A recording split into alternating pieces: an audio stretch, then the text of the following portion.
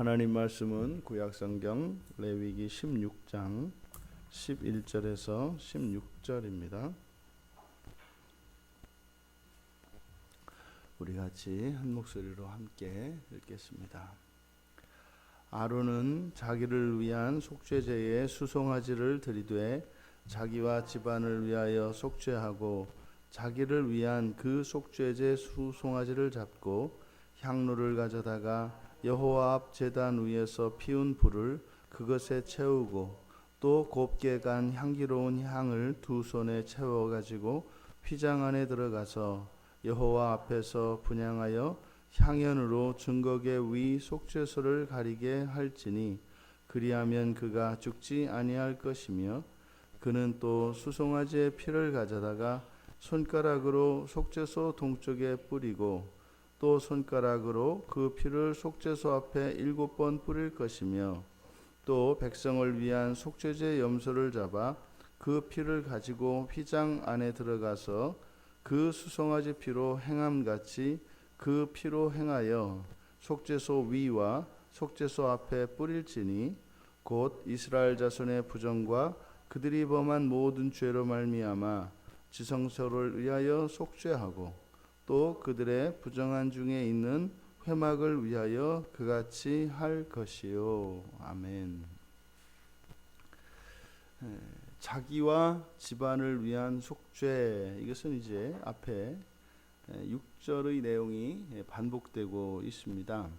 아론을 위한 속죄의 효과가 그 자신과 그 집안 모두에 미친다고 하는 그 사실, 이것은 매우 의미심장한 말씀이다. 그래서 집안, 이 바이트라고 하는 말이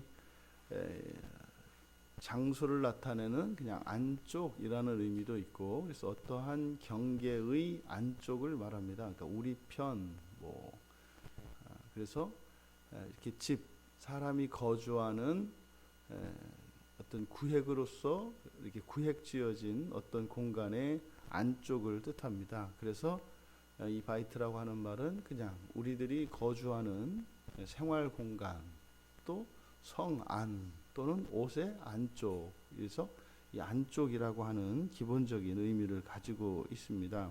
그래서 아론의 속죄라고 하는 것은 그 자신뿐만 아니라 자신과 관련되어진 모든 사람들을 이제 포함한다. 심지어는 그 식순들까지, 종들까지도 다 포함이 됩니다. 그래서 아론이 이제 그 자신과 그의 집안을 위한 이제 속죄제를 드리는데, 그 속죄제의 절차를 보면 이제 속죄 제물인 수송아지를 잡습니다. 그리고 향로에 제단의 불을 이제 번제단에 있는 거죠.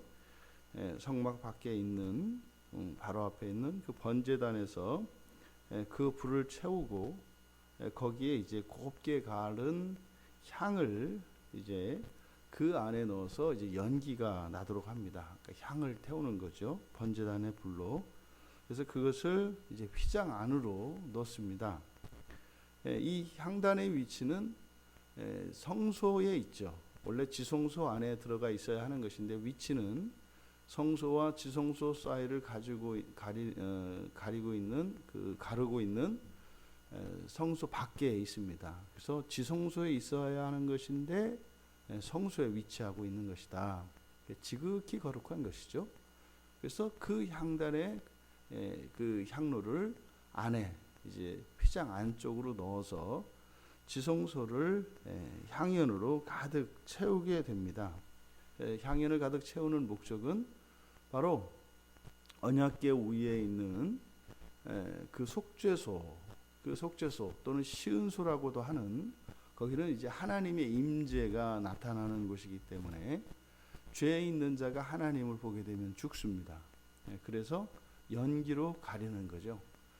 성경에서 이 연기는 기도를 상징합니다. 성도들의 기도를 상징하죠. 이제 계시록에서도 보면 지상에서 올라오는 그 향단에 들려진 그 연기, 그것을 이제 기도로 이야기를 합니다. 그리고 이제 그 연기로 채워지고 나면 들어가서 이제 수송아지의 피를 가지고 지성소 안으로 들어갑니다.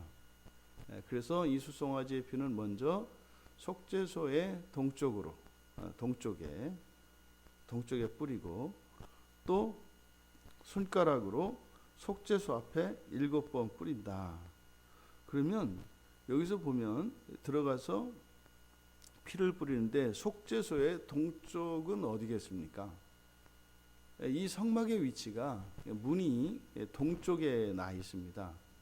그리고 동서로 이렇게 길게 되어 있죠.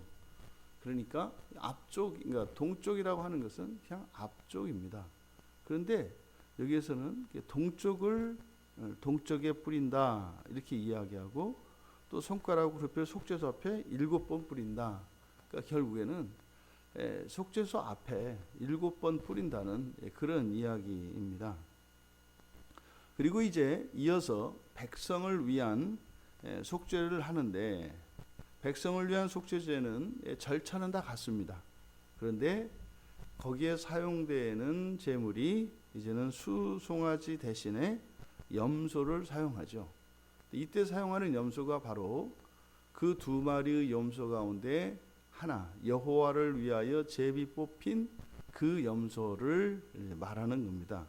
그래서 그 염소의 피를 똑같이 이제 합니다. 근데 이제 15절에 보니까 휘장 안으로 들어가서 그 수송아지 피로 행함같이 그 피로 행하되. 근데 이제 이 염소의 피를 뿌리는 것은 바로 이제 속죄소 위에 뿌립니다. 속죄소 위에 뿌리고 또 그 앞에 뿌립니다. 근데 16절에 보면 이렇게 앞에서 아론과 아론의 집안을 위하여 그리고 백성을 위하여 각각 수송아지와 수염소로 이제 제물을 드리고 그 피를 지성소 안으로 들어가서 그 속죄소 앞에 그리고 그 위에 이렇게 뿌리게 되는데, 그렇게 하는 이유가 무엇인지를 말씀하는데 좀 의아스러운 말씀입니다. 왜냐하면 이 16절에 보면은 이스라엘 자손의 부정과 그들의 범한 모든 죄로 말미암아 지성소를 위하여 속죄하고 회막을 위하여 또 속죄한다는 겁니다. 여러분, 지성소는 바로 여호와의 절대적인 공간입니다. 거기는 하나님의 임재가 있는 곳이라고요. 그런데 지금 성경은 뭐라고 이야기하냐면 이스라엘 자손의 부정과 그들이 범한 모든 죄로 인하여 지성소가 더럽혀졌다는 겁니다. 그리고 그 회막도 부정한 가운데 있다 이렇게 이야기를 합니다. 그러니까 지금 이 말씀을 보면 이 대속죄일이 있기 전까지 또 대속죄일이 마치고 나면 이 성막에서는 계속해서 제사가 드려집니다. 계속 이런 속죄와 속건제와 또 뭐 화목제가 되었던 이 번제 이런 형태의 제사가 계속 드려집니다. 그러면 하나님께서는 우리에게 주신 그 제사법을 따라, 그러니까 이스라엘 백성들에게 주신 그 제사법을 따라 온전히 제사를 드리면 속죄가 된다는 거죠. 그런데 그냥 그 자리에서 속죄되고 마는 것이 아니라 그 죄가 다 어디로 간다는 겁니까? 회막과 지성소로 옮겨진다는 거예요. 그러니까 여기에 이미 이 제사법에는 하나님께서 친히 그 죄를 감당하신다고 하는, 그러니까 하나님께서 죄를 용서해 주는 방식이 전능자이시니까 그 권세를 가지고 있기 때문에 내가 너희의 죄를 사하노라, 내가 너희 죄를 없는 거로 여기겠노라 하면 죄가 사라지는 게 아닌 거예요. 이미 이 대속죄일에 보면 바로 하나님께서 스스로 이 죄의 문제를 해결하셔야 한다는 것을 이미 이 대속죄일에 이 대속죄의 이 규례에 나와 있습니다. 그러니까 이 세상에서는요, 지성소에 계신 하나님조차도 완전히 거룩할 수 없다는 거예요. 이게 모순입니다. 이게 모순이면요, 하나님은 이 세상에 오실 수가 없는 거예요. 사실은 하나님이 이 세상에 오시면 그게 심판이죠. 거룩하신 하나님이 이 땅에 오신다는 것은 심판입니다. 그런데 버젓이 이 지성소가 있고 또 이 성소가 있어서 거기에 또 회막이 이스라엘 백성 가운데 있습니다. 우리가 예수 그리스도를 믿고 여전히 죄 가운데 살면서 아무 부담도 없이 교회에 드나들고 하나님께 기도하고 우리가 일상생활에서 전혀 하나님을 의식하지도 않고 그저 하나님의 뜻대로는 고사하고 하나님의 뜻에 반하는 이런 죄를 짓는 일들조차도 서슴없이 지냅니다. 이게 사실은 구약의 백성들과 동일한 상황인 거죠. 어떻게 지성소와 회막이 부정해질 수가 있습니까? 그런데 성경은 그렇게 이야기하고 있다 이 말입니다. 지성소도 회막도 속죄한다는 이 말씀은 바로 이 지상에 있는 이런 성소의 한계를 밝힙니다. 그러니까요, 결단코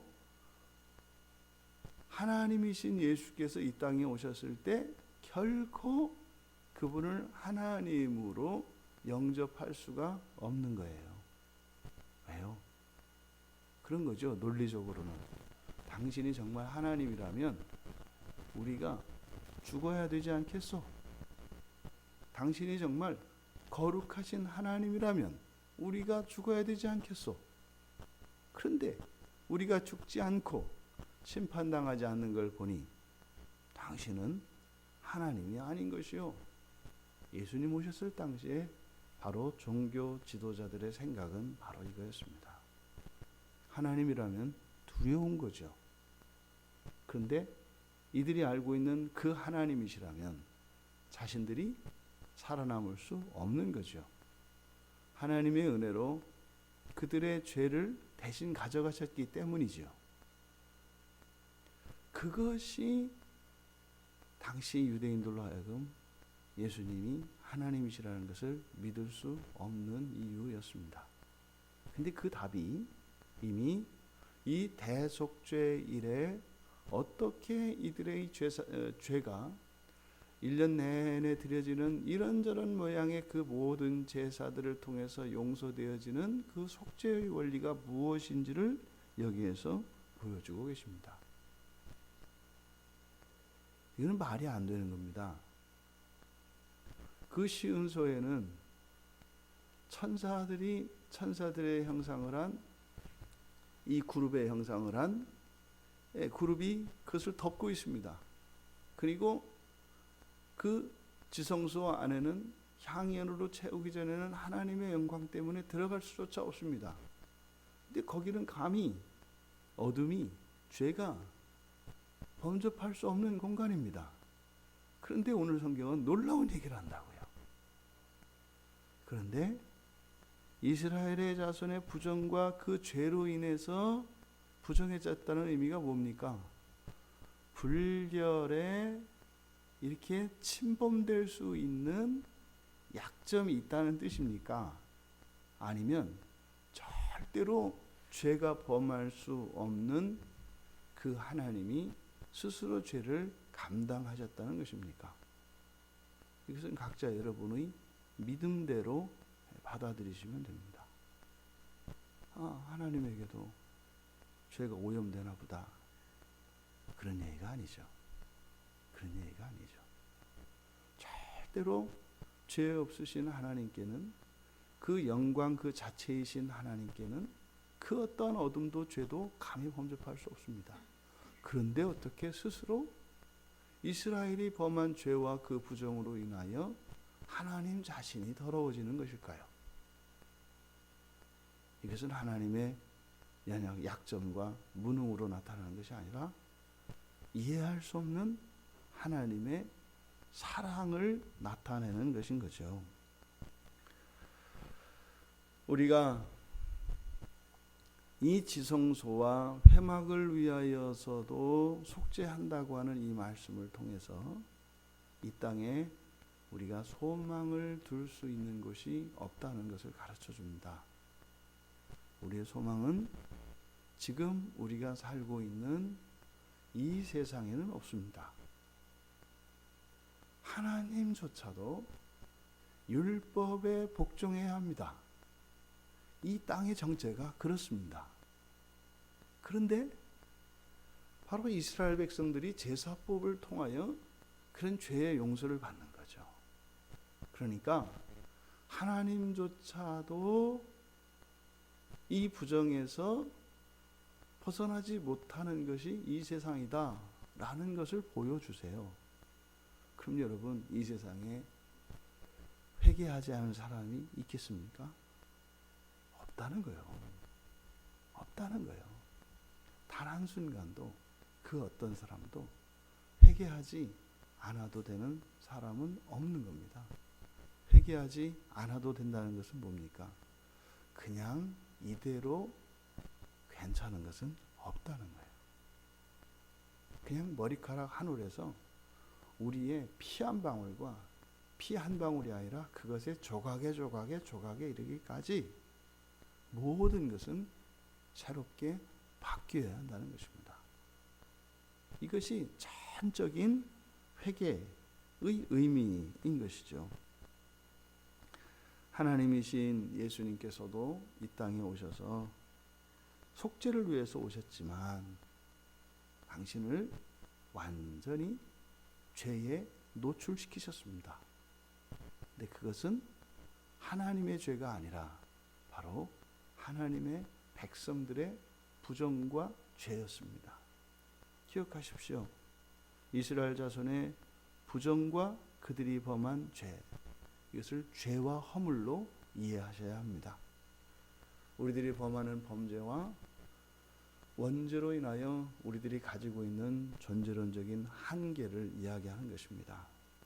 이 대속죄에 담겨 있는 이 놀라운 이 말씀이 그동안 우리가 제대로 깨닫지 못하였던 그리스도의 그 십자가의 대속의 효과가 무엇인지를 분명하게 가르쳐주고 있습니다.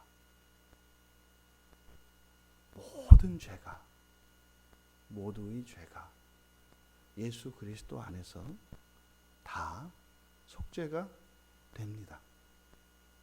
예수 그리스도의 그 십자가의 공로를 우리가 이해할 때 우리가 믿음을 이야기해도 얼마나 그것이 공로적으로 이해되는지 모릅니다. 우리가 그리스도의 그 속죄가 완전한 속죄라고 하여도 우리들이 그것을 얼마나 가르고 얼마나 제한해 왔는가 하는 것을 이 대속죄제를 통하여 우리에게 놀라운 깨달음을 주십니다. 아담의 범죄가 사람에게 뿐만 아니라 하나님께 어떤 의미였는지 우리는 되새겨보아야 합니다.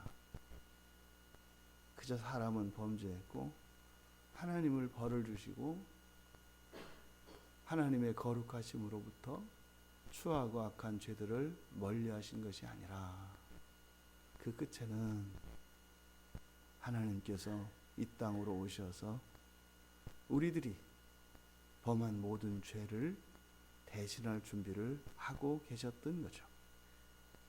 이것은 우리들 자신에게 적용해 보아야 합니다. 여전히 죄와 허물로부터 완전히 자유로울 수 없는 우리 그리스도인들, 우리들의 범죄, 그것에 대한 그리스도의 대속의 의미가 무엇인지를 생각해 보아야 합니다. 우리의 죄는 우리가 짓기 전 먼저 십자가에서 대속을 받았습니다. 하지만 우리에게는 살아갈 미래의 시간들이 있습니다. 그러면 어쩌면 우리가 앞으로 지을 죄들에 대해서 그리스도께서 이미 십자가에서 완전한 대속을 이루셨습니다만 우리는 마치 그리스도 이전을 살아가는 사람들의 입장에서 우리의 삶을 살펴봐야 합니다. 우리가 사소한 죄를 짓고 또한 우리에게 있는 이 허물은 마치 그리스도께서 그것을 대속해 주시기 위하여 준비하고 계시다는 사실입니다. 여기에서 죽어나가는 수송아지와 수염소는 이것은 일회적입니다. 1년에 한 번이지만 매년 반복되어야 합니다. 무한히 반복되어야 합니다. 그리스도께서는 단번에 그것을 이루셨죠. 하지만 우리는요, 우리의 모든 죄가 속함을 받기 위해서는 우리의 대제사장 되시고 또한 우리의 속죄제물 되시는, 또한 우리의 화목제물이 되시는, 또한 우리의 번제물이 되시는, 또 우리의 소제물이 되시는 그 그리스도로 말미암는다는 사실을 기억해야 할 것입니다. 여러분, 두려워할 필요는 없습니다. 하지만 우리 마음속에 분명한 부담은 있어야 합니다. 하지만 그것 때문에 그리스도로부터 멀어져서는 안 됩니다.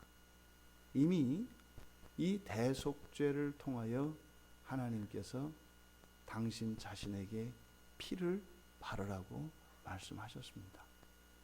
그것은 하나님 자신이 율법에 매이겠다고 하는 말씀이신 것이죠. 누구를 위해서요? 우리를 위해서입니다. 여러분, 우리와 그리스도는 절대로 떨어질 수 없습니다. 우리의 말 한마디, 우리의 행동 하나가 절대로 그리스도와 무관하지 않습니다. 모든 죄된 것들은 그리스도에게로 그대로 전가될 것입니다. 그리고 그리스도의 완전한 그 의는 우리에게 전가될 것입니다. 사실은 그런 거죠. 마치 수혈을 받는 것처럼. 근데 단지 그리스도의 피를 우리가 깨끗한 피를 공급만 받는 것이 아니라 더러워진 우리의 피는 그리스도께 드리고 흠없고 거룩하고 순결한 그 피를 우리가 대신 받는 것이죠. 친히 그리스도께서 그 죄를 감당하심으로 우리의 죄가 맑게 휘어진다고 하는 사실을 기억하시기 바랍니다.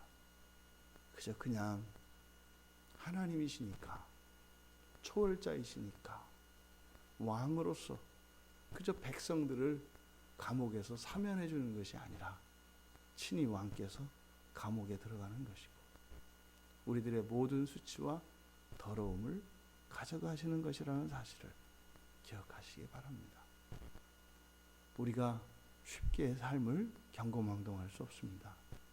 그리고 우리의 삶을 그렇게 아무렇게나 가벼이 여길 수 없습니다. 우리의 처지가 어떠하든지 우리가 어떠한 환경에 있을지라도 우리의 삶을 결코 가볍게 볼 수 없습니다. 왜냐하면 우리의 만족하지 못하는 이런 인생조차도 하나님의 모든 것으로 사셔서 우리에게 선물로 주신 것이기 때문입니다. 속죄소의 피 뿌림으로 우리는 오늘 하루의 삶을 얻었습니다. 그래서 하루하루의 삶이 가치가 있습니다. 이 한날 하나님께서 우리의 죄값을 대신 치르시고 선물로 주신 이 한날입니다.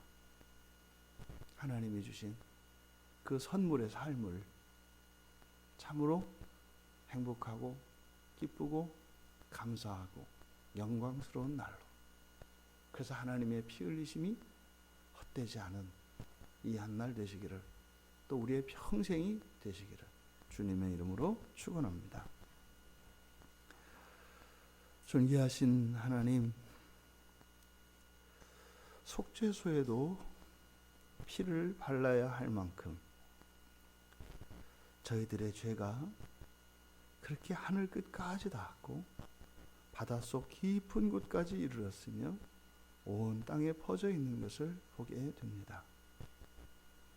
그러한 저희들의 모든 죄를 가져가시고 하나님의 거룩하심으로 저희들을 구별하여 주시고 완전하신 의로 하루하루를 살게 하신 하나님, 이 하루의 가치가 저희들의 어떠함에, 저희들의 신분과 형편에 있는 것이 아니라